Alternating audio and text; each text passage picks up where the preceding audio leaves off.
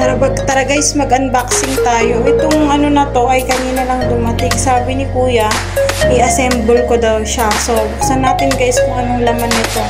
Kasi ano daw to, para siyang lagayan. So, abangan natin kung ano yung nasa loob nito. Sana madali lang siya assemble, di ba guys? Ayan, ito yung kanina na delivery na dumating. So, unboxing natin. Unboxing ang lalang mo. Ayan. Sige, ang hirap-hirap, grabe yung silyado talaga yung box, ang hirap na tanggalin. O, diba?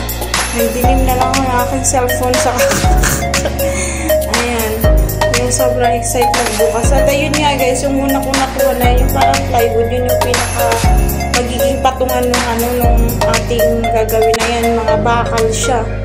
Diba? Good luck na lang kung paano siya i-assemble. Abangan nyo kung paano siya natin i-assemble. Kasi sa tingin ko pa lang guys, mukhang mahirap siya i-assemble kasi hindi siya yung ditornilyo. Kailangan yung parang isusok-sok mo siya dun sa mga butas-butas. Kasi yun na nakita. Ayan na yung plywood na pagano. At ito na nga yung sinasabi ko guys, ang hirap siya i-assemble. Nagkasugat-sugat na ako dyan kaka-assemble. Kanina nga, inumpisahan ko na yan na mag-isa.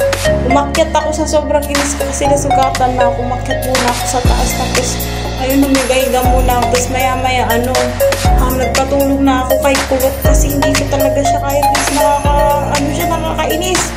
Yung niya kasi, isushoot mo siya, napakahigpit niya napakahigpit niya nakita niyo yung mga butas-butas na yung parang lifeline dyan. Ayan yung pinakabutas, isushoot mo lang yung ang hirap niya assemble. Mas gusto ko pa yung detornilyo kaysa yung ganito, promise guys, ang hirap nito. Medyo maganda naman siya tingnan, kaso lang parusa talaga pag nagbuo. At ayun nga, pag after 3 years natapos din.